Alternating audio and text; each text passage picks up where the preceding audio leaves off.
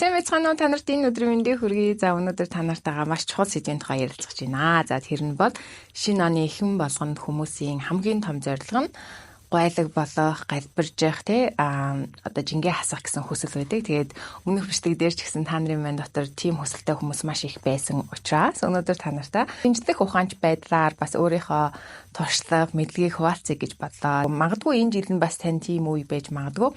За одоо ерөөсөө хангалттай. Одоо энэс цаашаа би бол үнэхээр өөрийгөө имэйлээр харж тэсэхгүй нэ. Одоо би маань ирч хүчгүй энэ харагдж байгаа одоо хар өнгийн хувцаар өөрийгөө хучаад өөртөө итгэлгүй ингээд өөрийнхөө дуртай гоё даашин цовцыг өмсч чадахгүй гадуур гарахтаа ч гэсэн өөртөө итгэлгүй нэг юм хүний нүднээс цугч байгаа юм шиг тийм байдлаар амьдрсаар хагаад одоо энэ яг эцсийн ингээд цэг нь болсон. Би одоо энэс цаашаага өөрийгөө өөрчлөе, өөрийгөө хайрлая. Жингээ хасын 25 он бол миний хувьд өөрийгөө өөрчлөх хамгийн чухал жил ахалнаа гэд ингээ шийдвэр гаргасан хүмүүс маань энэ хүү бичлэгийг өргөжлүүлж үзээрэй. За тэгээд гойлог байна, эрүүл байна гэдэг бол хүн болгоны хамгийн их хүсэмжит зүйл. Гэхдээ бас нөгөө талдаа бид нар яагаад заавал жин хасах ёстой юм бэ гэдгийг бас бичлэгийнхаа ихэнд ярилцах нь зүйтэй болов гэж бодож байна. За тэгээд миний хувьд энэ шин судлаач гэдэг мэргэжилтэд болсон эрүүл амьдралын талаар ингээд маш их судалж өөртөө бас хөвшүүлсэн маань ер нь би бас маш их жин нэмж эрүүл мэндийн маш олон асуудалтай тулгарч ирсэнтэй холбоотой. Тэгээд та нартай нэг бяцхан түүх хуваалцъя. За би 2014 онд анх бүр ингээд 100 кг болсноо даргалж ирсэн. Тэгээд тэр маань бол яг хөө мэдээж би энэ талын мэдлэг байгаагүй оюутан байсан. Тэгээд анхны жирэмслэлт байсан учраас ерөөсөө нөгөө хоёр хүний төлөө идэх ёстой гэж шимт хижээл янз бүрийн мэдхгүй зүгээр дуртай дэлгүүрээс ороод ерөөсөө өөрийнхөө дуртай гэж ботсон бүх зүйлийг авч иддэг. Билуу, шоколад, чипс. Би ерөөсөө ингээд бүр юм шоколад ч юм байсан байхгүй ингээд мерси гэж шоколадыг бүр нэг доор ингээд задлаад идчихдэг. Шүн дундаж хамаагүй босоод амттай юм байх юм бол хөрөгчнөөс очиж билуу идчихдэг. Ер нь аль тийм дасгал хөдөлгөөн бас маш сайн хийдэг, спортоор хичээлдэг байсан учраас тэр жин ингээд нэмэгдэн ч юм уу тэр нэг санаа зовдөггүй тийм байжгаад ээж болоод тэгээд жирэмсэн байхдаа маш их жин нэмээд бараг л 70 халим шиг болсон. Тэгээ нөгөө жоохон өндөр биетэй хүн чинь жин нэмхээрээ ингээд нэг юм аажмаар мэддэхгүйгээр жин нэмсээр яагаад яг юм жин нэмээд тархасныхаа дараа бүр юм том баавга шиг гэх юм уу айгуу тийм нүсэр болчдөг. Тэгээд яг тийм болсон байж байгаад эмнэлэгт очиод үзүүлсэн чинь цусны шинжилгээ өгсөн чинь бүр надад бараг гараагүй өвчин байхгүй. Дүнгэж 20 хэдэн настай хэрнээл одоо чихрийн шижингийн ойртол болсон харшил маань угаасаа харшилтай байсан жирэмсэн болохоос өмнө тэр маань бүр хүндрээд нөгөө жирэмсэн байхад им хэрэглэх боломжгүй болоод за тэгээд бүр нусаа хазартай наасан гэдэг шиг төрснийхаа дараа цагаан мах хэрэгэд ер нь жирэмсэн байхдаа цагаан мах хэрэгэд ер нь буруу хаалж байгаас л үүдэлтэй л дээ. Тэгээд өрөвсөл, шамрам за ер нь бол ингээд баг өвдөхгүй юм байхгүй. Тэгээ ээж маань хөдөөн сүсти бүр гайхажсэн ингээд ийм жоохон залуу охин хэрнээ яагаад ийм олон ингээд онш гарчуу гэд. Тэгээд тэрийгээ бас нэг ингээд тоохгүй авч хилцэхгүй явж байгаад яг нэг өдөр толгоор маань ёг гэд нөлөөсөн зүйл маань төрснийхөө дараа ингээд хүмүүс өө залуу болохоор ингээд төрсний дараа жингээ буцаагаад хасчдаг хүүхдээ хөхүүлэнгүүд хасчдаг гэд хилээдсэн болохоор тайвшраа яваад байсан. Тэгээд буцаад 4-р курстэй жирэмсэн болсон төрсөн учраас буцаад хичээлдээ орсон байхгүй. Тэгээд төрсөн болохоор бас нэг ингээд өөрийгөө тийм бүр юм өсөр болцсон гэдгийг бас мэдэхгүй байгаа байхгүй. Тэгээ хичээлдээ явж байгаад яг их сургуулийн уртлын ингээд замаар гарч исэн чинь тэр гахаа явж гэ хүүхдүүд ингээд дуурж муураад юм яриадсан байхгүй. Тэгээд замаар нөгөө зөндөө хүмүүс гарч ирсэн учраас би ингээд намаа хэлж ин гэж юусоо бодохгүй. Хүн чинь ер нь өөрийгөө бүр ингээд яг тийм үгээр ингээд хэлүүлж төсөөлдөг юм байна шүү дээ. Би чи урд нь юусоо тийм тарган байж бас үзээгүй. Тэгээд ингээд замаар алхаа явж байсан чинь хүмүүсийн нүд ингээд над руу хараад ирсэн байхгүй. Тэгээд би бүр ингээд сонирм болоо за арай намаа хэлээд байгаа юм биш үстэй гэж бодоод нөгөө чимээ харж байгаа зүг рүү харсан чинь нэг хитэн жоохон хүүхдүүд 10 жилийн хүүхдүүд лсэн л та. Өө чи вэштэй гэд ингээд хамар мамраа ингэж мингээд яг ингээд намайг гахаа явж ингээд хэлжсэн байхгүй. Тэгээл тэгсэн чинь бүр ингээд надад бүр тэнгэр газар харанхуулах шиг болсон. Би ингээд их сургуулийн өмнөх юу байсан учраас айгүй оюутнууд ингээд нөгөө хичээлд орох гээд зогсож байсан. Тэгээ зарим нь инээлдэл тэгсэн чинь зүгээр ингээд нүдэнд шууд нулимс сэлгэнээр би их амархан уйлдаг аахгүй. Тэгээд хичээл орчод буцаад шууд алхаа явцсан. Яг нөгөө нэг зэрэг хүүхдүүдийн намааг ингээд жоох байж байгаа нүдийг харж чадахгүй байгаа хгүй юу. Одоо ингээд жоохон шоолж байгаа гэх юм уу та. Тэгэл буцаад алхаад уйлаад яваад гэсэн. Тэгэхээр нүд нь улаан болсон амтэн гэрлүүгээ ороод тэгэл нөхөр хүртэл гайхаад яасан бэ гэдгсэн чинь бүр ингээд хэлэхгүй. Тэгээ би орой яг тэр орой ингээд хүүхдээ шүн хүүлээд ингээд сууж яхад бүдэг гэрэл туссан өөрийнхөө яг толинд харсан дүрийг харсан чинь бүр ингээд бүх юмнууд хонирдчихсан. Үнэхээр би биш болсон юм шиг. Тэгээд тэр өдөр бол яг миний хувьд ингээд за би өөрчлөгдөх ёстой юм байна. Яг энэ эцсийн цэг нь би энэний талаар ингээд судлаа, ямар ч хамаагүй арга олоод би буцаад хэвэндээ орох ёстой гэдэг тэр нэг шийдвэрээ гаргаж ирсэн. Тэгэхээр таны хувьд хэрвээ энэ шийдвэр гаргасан яг болсон би ингээд өөрийгөө өөрчлөлмөр байна гэдсэн тийм шийдвэр гаргасан өдөр нь авах юм бол энэ хүү бичлэгийг дуустал нүзээрээ би ингээд өөрийнхөө өнгөрсөн 10 жилийн хугацаанд ингээд сурсан, мэдсэн бүх зүйлсийг нэгтгээд танарт хамгийн аюулгүй тэр аргыг санал болгоно.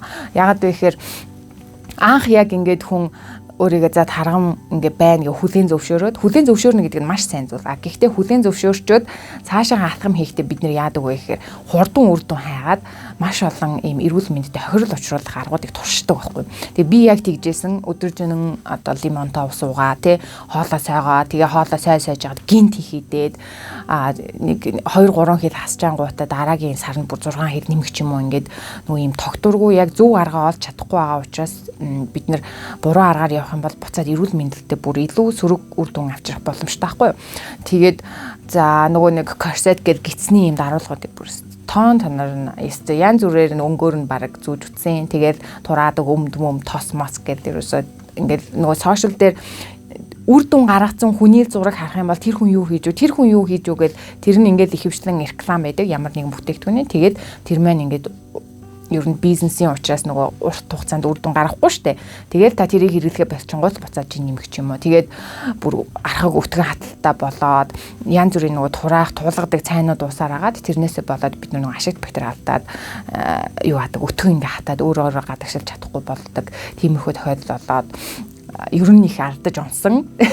Тэгээд та нар мань одоо гэхдээ намайг мэдэх бах яг хоол зүүж болоод ийм хувийн дасгалжуулагч болоод ер нь одоогийн байдлаар нэг 60 мянган хүн сургалт орсон байдیں۔ 10 жилийн хугацаанд онлайнаар болон одоо бас биеэр тэгээ хүмүүсийг дасгалжуулдаг байсан. Тэгээ энэ бүх туршлага дээрээ үндэслээд энэ зөвхөн ингээ надад ажилсан одоо арга биш, маш олон хүмүүст үр дүнгээ өгсөн ийм арга байгаа. Тэгээд би ер нь юмд ингээд шинжлэх ухаанчаар хандах маш их дуртай. Шинжлэх ухаан бол миний бүр ингээ аз жаргалын баг үндэс юмыг ингээд тэр учир шалтгааныг олцгол юм бол би бүр үнэхээр жаргалтай болдог. Тийм болохоор одоо өөрийнхөө олсон тэр учир одоо аргыг нь хамгийн амархан дүүт гэхдээ танд ямар ч аюулгүй урт хугацаанд бүр насан туршдаа хэрэгжүүлж болох тийм аргыг өнөөдөр зааж өгье. За тэгээд үндсэн сэдв рүүгээ оръё. Жохон түүхтэр их ярьчлаа. За тэгэхээр бидний эрүүл мэнд за та ингээд одоо жингээ хасгаж байгаа бол те ерөөсөө нэг 4 зүйлийг ойлгох хэрэгтэй маш амархан. Энэ 4 зүйлийг би тэнцвэрийн барьж чадах юм бол би хүссэн жиндээ хүрч чадна. Тэгээд тэр жингээ бүр урт хугацаанд хизээш жин санаа зовхгүйгээр ингээд хадгалах боломжтой байна л гэдээ ойлгож байгаа ерөөсөө. За тэгэхээр тэр нь юу вэ гэхээр сэтгэл санаа, нойр, хоол, дасгал, хөдөлгөөн ийм 4 зүйл байгаа. За тэгээд энэ 4 зүйлийг ингээд сонсонгууд дөрүүлээ ингээд хүн болгоны мэддэг амархан санагдаж байгаа. Гэхдээ эндээс хамгийн чухал зүйл нь юу вэ гэхээр дараал нь хамгийн чухал. Алин дээр хамгийн их анхаарал төвлөрүүлэх үү гэдэг нь өөрөө энэ 4 хүчин зүйлийн одоо хамгийн чухал хэсэг нь байдаг. За тэгэхээр та юу гэж бодож байна? Та нар коммент хэсэгт бичээрэй. Энэ 4 хүчин зүйлийн одоо аль нь хамгийн чухал вэ? Та алин дээр нь хамгийн түрүүнд төвлөрч жингээ хасна гэж боддог вэ? Коммент хэсэгт үлдээгээрэй. За би үргэлжлүүлээ явъя. За тэгэхээр хүмүүс жингээ хасна гэхээр шууд хоол дасгал хөдөлгөөн хоёрыг ингээ бариад авдаг байхгүй юу? Хоолоо сайн. За хоолны орц найрлагыг өөрчлөн. За эсвэл фитнес доош дасгал хийн. Эсвэл ингээд өдөрт хэдэн цагаар хамаагүй дасгал хийн ч гэдэг юм уу. Ингээд энэ хоёр дээр төвлөрөөддөг. Гэтэл яг үнэндээ би яг энд нууцыг хэлэх гэж шүү. Яг үнэндээ сэтгэл санаа хамгийн чухал зүйл гэдэг. Бид нэр жингээ хасгаж байгаа сэтгэл санаа буюу энэ толгоондоо хийсэн, төсөөлсөн, энэ толгоондоо гаргасан шийдвэр, энэ толгоонд одоо дааврын системд маань нөлөөлсөн тэр нөлөөлөл яг үнэндээ бид нэрийг эцсийн мөчөд өөрчлөлтийг авч ирдэг. Тэгэхээр энэ нэгтгэн сэтгэл санаа буюу одоо бидний дотоод ертөнц гэсэн үг. За тэгэхээр сэтгэл санаа дээр юу анхаарах вэ гэдгийг нь ярив. За сэтгэл санаан дээр урд нь бас санаартай хуваалцж ирсэн бид нар эхлээд өөрийгөө жингээ хаснаа гэдэг одоо эрүүл болно гэдэг тэр шийдвэрийг гаргах нь их чухал байдаг. Тэгэхгүй ингээд энэ хүн ингээд жин хассан гэж за би нэг туршаад үзье дэ гэсэн юм эргэлцсэн гэх юм да зүгээр болоод болно болохгүй бол яг ингээд буцаад хэвийн амьдралд орчих гэдэг юм. Буцаад хэвийн муу туршилтаа ингээд хүн амархан орчдөг учраас заавал шийдвэрээ гаргах ёстой. Тэгээд бүр шийдвэрээ гаргаад тэрнийхээ дараа бичих ёстой. Юу бичих вэ гэхээр эхлээд одоо би анх яг хэрэгжүүлжсэн хамгийн зөв арга хэлж өгье. Тэр нь болохоор эхлээд та яг өөрийнхөө одоо байгаагаа үнэн бот дээр нь зурна. Ингээд зураад өөрийгөө яг байгаа толинд харагдж байгаагаар нь зураад тэгээд дотроо юу мэдэрч байгаагаар нь өөртөө итгэлгүй дандаа хар хувц хүмүүсээс жоохон зүгтдэг найз нөхөдтэйгээ уулзах дургу хөдөлгөөн хийх дургу ер нь би мэн дандаа юм хүнд оригдог гой хувц авъя гэсэн ч гэсэн надад ингээд үнэхээр тийм хүсэлж төрдгүү угаасаа л би толинд ямар харагдах мэдж байгаа учраас гэх юм шиг яг үнэн бүх бодит байдлаа бичнэ өөрийгөө зурж агаад энэ хамгийн чухал шүү. Өөрийгөө өөрийн гараар зурна. За тэгээд энэ талд нь болохоор яах вэ гэхээр та ямар болохыг хүсэж байгаа юм гэдгийг зурна бас. За ингээд гоё гойлгаар жингээ хассан байдлаар хэдэн килограмм хасмаар байгаа. За бүр тэрийгэ бичээд тэгээд эсвэл таны бүр залуугийн ч юм уу одоо урд нь гоё одоо хэвэн жинтэй байсан үеийнхаа зургийг ч гэсэн гаргаж ирээд харж болно. Тэгээд тэр эмэгтэй юу мэдрэх вэ? Одоо тэр эрэгтэй хүн ч гэсэн хэрэгжүүлж болно шүү дээ, тий. Юу мэдрэмээр байгаа вэ? Одоо жишээ нь өөртөө итгэлтэй, хүссэн хувц авч өмсдөг, өдрөө алган дасгал хийдэг, маш ирч хүчтэй, хүүхдүүдтэйгээ цэвэр агаарт гадаагаарч тоглодог, найзуудтайгаа уулзахдаа нүүр бардам, тий. Өөрийнхөө одоо дуртай хувцыг өмсөөд үс гизгээ маш гоё янзлаад, за дотор талдаа мэдэрж байгаа маань өдөр бүр одоо өтгөн минь гадагшлаад, нүүр царай минь хүртэл гэрэлдээд, арьс минь толигоод, тий. Гих мэтлэн ингээд өөрийнхөө хүсэж байгаа тэр холбрыг зурна гэсэн үг. Тэгээд ингээд бичиж чинь дотор нь тэр хүн юу мэдэрж байгаа вэ гэд. Тэгэхээр энэ дасгалыг хийснээр та тархинда би яг хаашаа явах гээд байгаа вэ гэдгээ далд ухамсартаа хэлж өгч байгаа байхгүй юу? Энийг хийж өгөөг тодорхой болгоогүй нөхцөл та хичнээн хоолоо сойгоод хичнээн дасгал хийсэн ч гэсэн буцаал нөгөө нэг юм тойрогт орчин. Тэгэхээр та хамгийн түрүүнд шийдвэрээ гаргаад би ийм зүйл дээр очимоор байна, би ийм болмоор байна гэдгээ тархиндаа сануулах хэрэгтэй. Тэгээд одоо нөгөө цаасаа ингэ нуглаад өөрийнхөө одоо байгаа холбор ард нь оруулаад хүсэж байгаа холбороо ингээд нааталтанд дэлгэцэнд нь гаргаад миний хувьд бол ингээд нөгөө зургийн утсан дээрээ дараад дэлгэцэндээ тавьчихдаг байхгүй. Тэгэхээр нөгөө байнгын хараад өөртөө сануулхад амар тэгээд өглөө оройд яг өөрийгөө тийм байсан одоо тийм болсноор төсөөлнө. Энэ бүр хамгийн чухал юм шүү. Таны хоол мол дасгалаас илүү зөвхөн энийг хийхэд хүртэх хүн дээр хүмүүс төр үр дүн гардаг. Тэгэхээр өөрийгөө яг юм гойлог болцсон байгаа. Бид нар нүдэн анцсан үедээ бид нар өөрийгөө төсөөлж чадна шүү дээ. Одоо өөрийнхөө хүсэж байгаа зүйлийг тийм үү. Тэгэхээр яг орой ингээ унтахынхаа өмнө өөрийгөө яг төсөөлөд өдөө сэрэнгүүт би тийм болцсон байгаа гэж яг ингээд өөрийгөө харна гэсэн бүр ботор.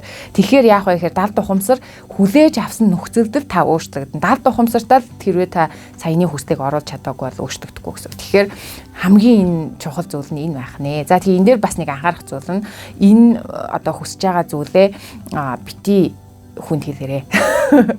Нөгөө урд нь яг хаасчихсан чинь хүнд хэлчих юм бол хүмүүс нөгөө нэг яг ийм урд нь алдчихсан ийм жингээ хасахга бүтлгүүжсэн түүх маш их байдаг учраас таныг ингээл наа чи бүтэхгүй дээ л гэж хэлнэ. Угаасаа тэгж хэлнэ. Харин таныг дэмждэг гэстэй чадна гэж байгаа хүнд бол хуваалцах өөр шүү дээ, тийм ээ. Тэгээд харин үр дүн гарсны дараа аяндаа хүмүүс асуун танаас хөө чи юу хэрэглээд байгаа юм бэ? Ямар гоё болоод байгаа юм бэ гэсэн үед нь ам нээж болно. Тэрнээс үн битгий хүнд хэлээрээ. За хоёр дахь нь болохоор нойр. Та нар бас гайхчихж магадгүй. Яагаад нойр юм бэ? Нөгөө хоол дасгал хөдөлгөөр яач ваа гэд.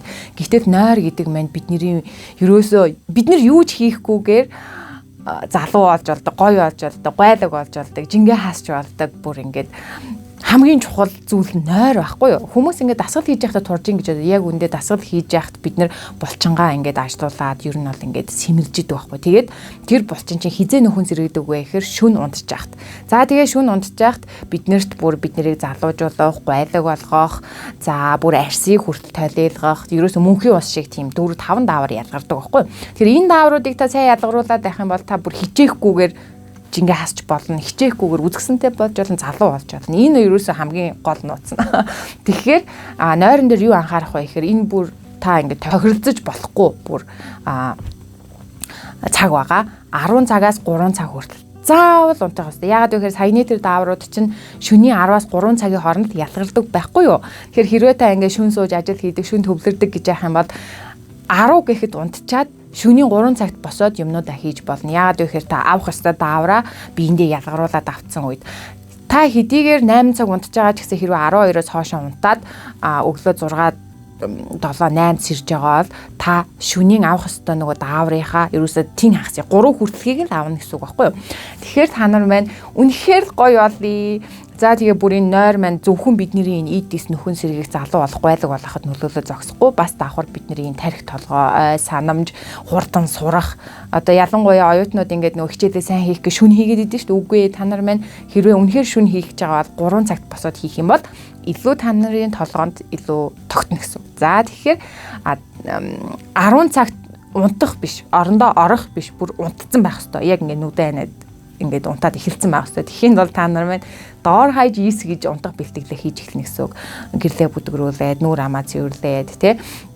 Нөгөө төсөөлөх юмнуудаа хийгээд 10 гэхэд унтаад 10-аас 3 цагийн нойрыг заавал авсан байх хэвээр. Мэдээж 10-д унтаад 4 5 гэд босч болно тийм үү.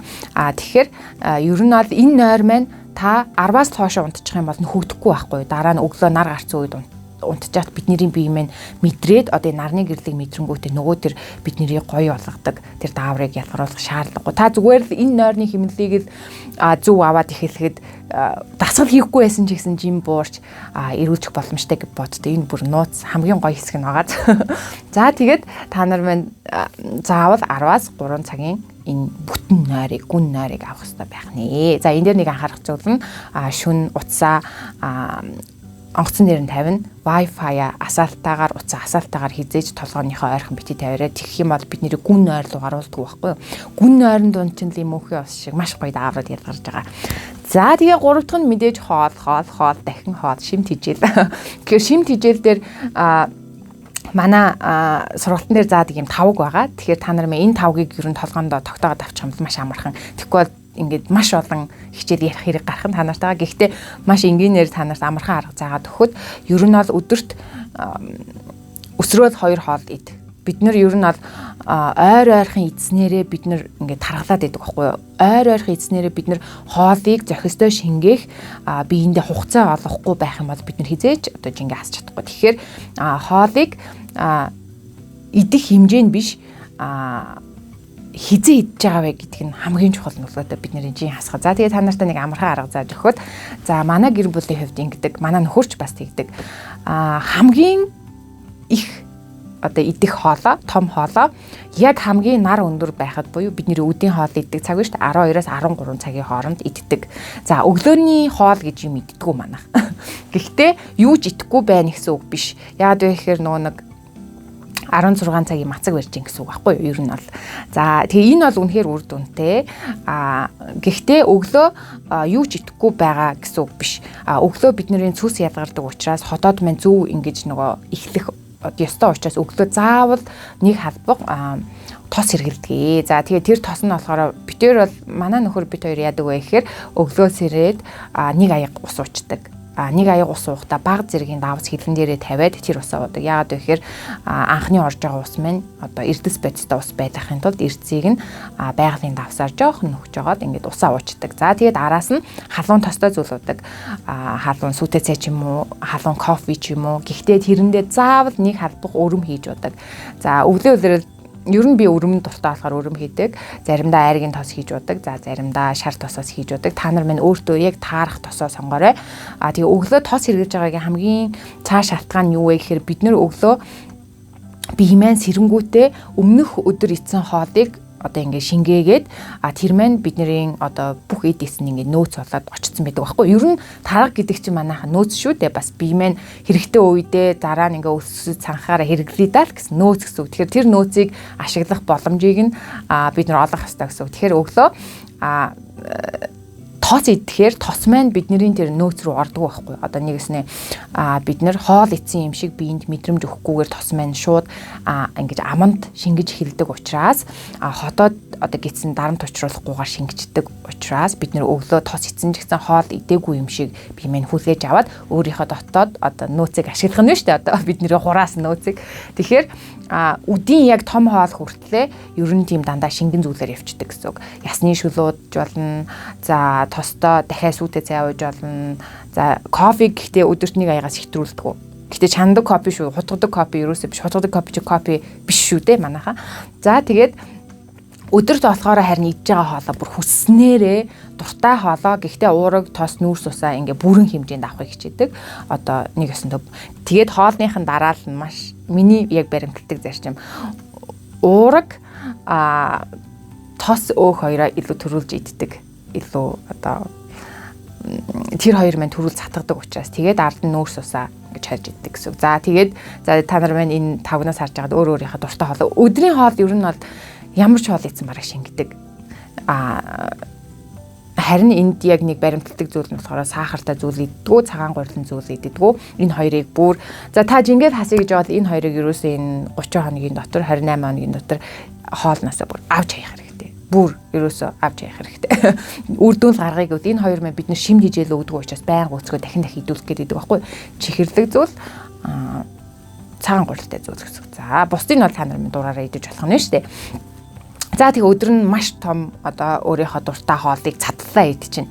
Манай нөхөр бол эрэгтэй хүн би энэ одоо илүү болчинлог учраас надаас ер нь нэг бараг 2 дахин их хоол иддэг. Яг өдөртөө идэж байхдаа. Миний хоол яг л нэг нормал 5-4 хоол иддэг. За тэгээд тэгчээд араас нь юм идэхгүй, юм уухгүй бас. Яг тэгэхээр хотод нь мань хүчил ялгарсан тэр хоолыг шингээж байгаа. За тэгээд орой юу идэх вэ? Тэ? Орой 6-аас 7 цагийн хооронд ашигт бактеритэй хүн сэргэлдэг. За тэр нь юу вэ гэхээр манай гэр бүл бол ер нь тараг уучдаг. За чихэргүй тараг шүү. Ер нь хоол хайхгүй бас амар л байдаг л да. За хүүхдүүд маань бас таргийг ингээ хүссэн зүйлээрээ ингээд хоол шиг болгоод дээр нь жимс хийгээд, самар хийгээд, чиаур хийгээд, малинганы үр боталж хийгээд ингээд хоол шиг болгоод идэхээр илүү тань удаан ингээд цатгалан мэдрэмж төрнө. За энэ мэн та нарт хамгийн хэцүү сонсогдож магадгүй яа гэхээр орой хоол идэхгүй байна гэдэг нь монголчуудын хувьд ер нь жоохон хэцүү зүйл байдаг. Гэхдээ та ядаж оройны хоолыг ингээ шингэн хоол, зутан шүлнүүд байж болно. Гоё. Одоо өвл болцсон учраас хэдүүлээ гоё зутан шүл идэх юм бол бас гоё биемэн дуулаад цаад. Гэхдээ цадсан мэдрэмж төрнө. Тэгээд зутан шүлэн дээр ер нь зөөхий нэмээд байх юм бол ер нь тос бид нарыг удаан цатгаад байдаг байхгүй. Тэгэхээр жоохон зөөхий халбаг зөөхий нэмж хийх юм бол та оройных өсөөд гиз дуурайд байхгүй зүгээр. За тэгээд таргийг хүснээрээ ууж болно. Хідэн аяхч ууж болно. Өсөх үедээ байн гуйж болно. Ингээд болоо. Өдрийн хоол ерөөс бидний өдөрт авах хэвээр шимд хижил ингээд болоо ахгүй уг нь. Тэгэхээр та ямар ч гэсэн ингэж хоолж байгаа шимд хижилийн дутагдалд орохгүй. Гэхдээ та жингээ хасна мөн өөрийнхөө яг идэх ёстой тэр химнэлтэй, байгалийн химнэлтэй орно. Энэ бол нэг тийм дэглэм биш. Манай сургалтанд суусан хүмүүс бүгдээрээ ингэж хооллоод бүр ингээд гэр бүлээрээ ингэж хооллоод сурцсан байдаг. Тэгээд дахиж хизээч чи нэмэх асуудалтай нүүр толдгоо. Тэгэхээр гоё байгаа зү. Ер нь хүн ингээд өөртөө итгэлтэй байх, өөрөө ингээд өөрийгөө ёстой гоёор мэдрэх, би ёстой чадчих штэ, ийм гоё эмэгтэй байсан байж тээ, ийм гоё залуу байсан байж тээ гэж мэдрэх мэдрэмжээс илүү хамгийн гоё мэдрэмж ер нь бараг байхгүй хаа. Тэр бол үнэхээр хүн бас төрсний хувьд бас үнэхээр гоё мэдрэмж байдаг. Та нарыгаа ч гэсэн ийм мэдрэмж удахгүй мэдэрнэ гэдэгт итгэлтэй байна. За тэгээд дөрөвдөг нь болохоор мэдээж бидний хамгийн их хийдэг одоо жин хасахын тулд хамгийн их анхаарлаа хандуулдаг дасгал хөдөлгөөн. Гэхдээ эн чинь дөрөвт орж байгаа байхгүй. Гэхдээ дөрөвт орлоо гэдэг энэ нь огт одоо юу зүйл биш гэсэн үг. Одоо бага нөлөөтэй гэсэн үг биш. Энэ дөрөв маань дөрүүлээд зэрэг ингэж тэнцвэрийг барьж ээж л ажиллана. Тэрнээс та нэгийг ингэж юус архигдуулж болохгүй. Энэ дөрөв чинь надад найз гэсэн үг байхгүй. Ингээ хуруу шиг одоо ингээд энэ дөрөв хамтдаа нэг багц байж ижил та маш хурд үр дүн гаргана. За тэгэхээр дасгал дээр хамгийн амархан дасгал заяа. Хамгийн хурдчийн хасдаг бод алхах. Зүгээр алхах. Алхах бол миний бүр бүх цаг үеийн хамгийн дуртай дасгал. Тэгээд хамгийн гол нь бас нөгөө гэмтэл баг учруулна. Хинч алхахыг заалгах шаардлагагүй тийм ээ. Харин алхалтан дээр гэхдээ миний нэг хэрэгжүүлдэг нууц байдаг. Тэрний юу вэ гэхээр биеийнхээ хөвлийн энэ дотор одоо бидний энэ хөвлийг чинь ингээд дотор эрхтнүүдийн барьж яадаг юм хөвлийн цүн булчин гэж байдаг байхгүй. Энэ цүн булчингаа чангалж алхах юм бол илүү хөлрөөд илүү булчинлаг болдог. би ер нь хэвлийн булчингийн дасгал нэг тусдаа ингээд хичээж хийдэггүй хэрнээ ер нь л гиц маань ингээд гоё хавтгаа байдаг. Тэр маань ерөөсөө миний алхахтаа булчингаа ингээд чангалдагтай холбоотой. Тэгээд өгзөгний булчин бас чангалаад энэ хэвлийн одоо цөм булчин, өгзөгний булчин, нурууны булчин эдгээр бүгд ингээд юм нэг баггүй хоорондоо холбоотой. Хэвлийн булчин чангалаад өгзөгнийхээ булчин ингээд чангалаад алхаад байх юм бол өгзөг бас хөөрхөн юм бондор хэлбэр их сайтай болдог. Тэгэхээр та нар маань доор хаяж 30 минут алхнаа. 30 минутаас 1 цаг. За тэгээ алхахтаа бас учир би өглөө юу ч идээгүй байхдаа алхвал хамгийн сайн хөвлий нарийсдаг. Ер нь энэ гизийг арилгыг гэвэл та нар маань өглөө өлөн дээр алхах хэрэгтэй. Гэхдээ өлөн дээрээ гэхээр бид хоёрын хувьд яадаг вэ гэхээр кофего одоо өрөмтөө сүүтэй уучаад тэгээд алхадаг. Тэгэхээр нөгөө тос бас биеинд маань орцсон учраас нөгөө өсөх мэдрэмж төрөхгүй. За тэгээд тэгхгүй бол бид нар ингээд жингээ хасна гэд маш их дасгал хийгээд ихэхээр булчин маань ингээд ачаалаад ирэхээр бид нар бас нөгөө нэг ирч хүч энерги хурдан нөхөхийн тулд өссөн байхгүй юу. Тэгэхээр алхалт хийсэн нөхцөл бас тийм өсөх мэдрэмж тийм их төрөөд авахгүй хэрнээ биеинд минь маш үр дүнтэй. Нэгэсэндээ саяны тэр булчин чангаж алхах гэдэг бол ерөөсөн нууцна. Би бүр нөгөө нурууны суулттай болоод юу яагаад нөгөө олон ойрхон төрөөд төрснийхаа дараа энэ цүн булчингаа чангалах дасгал хийхгүй болохоор бидний нуруу ингээд нөгөө юу аж эхэлдэг байхгүй юу? Хэврэгшиж эхэлдэг. Яагаад тэр булчингаараа ингээд биднэрт одоо дэм болохгүй байгаа учраас. Тэгээд нурууны ингээд суулттай болоод нэг үе мэн ингээд доотлын L 5 гэсэн баха. Нэг үе нь ингээд урагшаага ингээд одоо жоохон ингэж гулсаж гараад тэгээд маш их юм зовиртой байж байгаа саяны энэ алхалтыг булчингаа чангаж алхаад идгээц ингээд боддоо бүр тэгж үр дүн гарч болдог. Тэгээд та нар маань энэ алхалтыг хаанаас харах вэ гэвэл спорт алхаа гэдээ хайгаад үзээрэй гэх юм бол яг мэднэ. Тэгээд бүр гүүснээс илүү хөлөрч болдог. Тэгээд та ингээд хизээж хийж болно, хаанч хийж болно. Та нар маань тэгэхээр ерөөсөө энэ зуршлыг тогтоох байгаа бол маш амархан арга болох хэрэгтэй. Тэгээд тэр арга одоо ажил руугаа алхах ч юм уу тийм ээ. Ерөөсөө нэг юм орлуулсан арга хэрэгтэй. Ер нь зуршил гэдэг чинь алга болдгоо. Та хуучин байгаа зуршлаа шинээр л орлуулах боломжтой байхгүй юу. Тэгэхээр одоо таны амьдралд байгаа зүйлээс та алхалтын зуршлыг юугаар нь орлуулж болохоор байна гэдгийг харна гэсэн үг. Хэрвээ та ойрхон газар одоо такси бариа ч юм автобусаар яваад байдаг бол тэрнийхээ оронд алхалтаа оруулчихна гэсэн үг байхгүй. Өвөл алхахаар манайхаа бүр илүү жин хасдаг. Яагаад гэхээр бид нөгөө бараг өвлийн хувцс чинь Монголд нөгөө хүнд штэ одоо хүүт учраас бараг нэг 2-3 кг байдаг байхгүй. Тэгэхээр бид нэр 2-3 кг-ийн бараг ингээд гантил барьсан юм шиг юм жин авч алхах чинь гэсэн үг. Тэгэхээр булчин маань илүү сайн ажилтдаг. Тэгэхээр энэ өвлийг ашиглаад хэдүүлээ бүр гойлог болж болох нь штэ. Тэгээ алхах бол үнэхээр сайн дасгал. Гэхдээ миний хувьд болохоор яг алхаж амжихгүй бас хэрвээ байнгын ажилтаа байх юм бол яаж хийж байгаа 30 минутыг йогийн дасгал хийдэг. За тэгээ бүжиглэх ч юм уу. Ер нь ямар ч дасгал хийж болно. Ер нь дуртай дасгалаа л хий. Гэхдээ тэр нь амархан байх ёстой.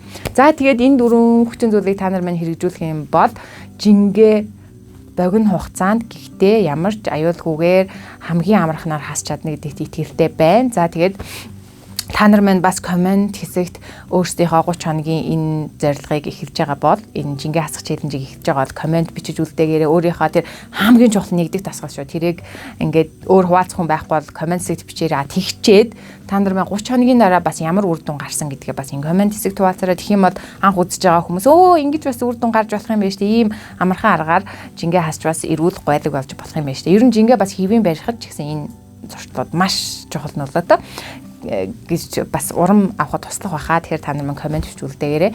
За тэгээ төгсгөлд нь нэг бонус өвлгөө өгье. Тэрний юу вэ гэхээр хүмүүс жингээ хасахыг болохоор юм шийтгэл шиг ингээд өөртөө яг челленж гэдэг чинь монголоор бол одоо сорилт гэсэн үг шүү дээ. Өөрийгөө сорж байгаа, шин юм туршиж байгаа гэсэн үг болохоос биш зовоо шаналгаж байгаа гэсэн үг бас биш шүү дээ. Тийм болохоор өөртөө илүү хайртай байгаараа тэгээд энийг хэрэгжүүлэхийн тулд өдөрт ингээд энэ дасгал одоо саяны 4 хүчин зүйлээ ингээд өдөрт ингээд дөрвөл ингээд хийх нэ штэ. Энийг хийсэн үе болгонд нь өөрийгөө шагнаж байгаараа чи мундаг байш шүү. Өнөөдөр яста чадлаашаа хоёлаа төсөөлж байгаа нөгөө тэр төсөөллийн бие рүүгээ нэг өдрөөр ойртлаа шүү гэд те ингээд өөрийгөө маш сайн урамшуулж байгаараа тэгээд бас өөрийгөө шагнаж байгаараа 7 хоногт нэг удаа дуртай хүссэн хоолоо өдөрт гэр бүлээрээ итгэхэр ч юм уу тийм байдлаар эсвэл өөрөө гэртээ хийж идэх ч юм уу. За эсвэл гоё сахарыг ингээ гоё жимсээр орлуулад гоё гэртээ амттны хийж үздэг ч юм уу тийм ээ. Орой манайхаа тарга итгэхдээ бас орой зайрмаг идээд амттан идээд сурцсан хүн байх юм бол тарга жимс хийж агаад хөлдөө үзээр маш гоё болдог. За тэгээд ийм байдлаар та нар маань туршаад үзээрэй. Тэгэхээр бонус өгдөг нь болохоор та нар маань 30 хоногийн дараа хэрвээ жиндээ хүрвэл яг нөгөө төсөөлсөн өөрийнхөө биедээ хүрхээрээ ийм зүйлээр шагнана гэж өөртөө бас шагнал замлаарай. За тэгээд зуршдыг тогтоохын тулд хамгийн амархан арга бол эхлээд зорилгоо тавилаа. За та нар минь зорилгоо тавьсан шүү дээ. За тэгээд үйлдэл хийлээ тэгээд шагнах хэрэгтэй байхгүй юу? Ерөөсөө энэ л бидний зуршлыг тогтоодог. Тэгэхээр зорилгоо тавьсан үйлдэл хийж байгаа бол заавал өөрийгөө өдөр тутамдаа урамшууд шагнаж агаарай. За тэгээд та нартаа амжилт хүсье. Тэгээд энэ 2025 он таны хувьд хамгийн гоё биедээ өөрийнхөө төгс төлбөрийг бүтээж чадсан тийм хүн болоорой гэж ширөөе. За тэгээд дараагийн хэсгээр устаа түр баяртай.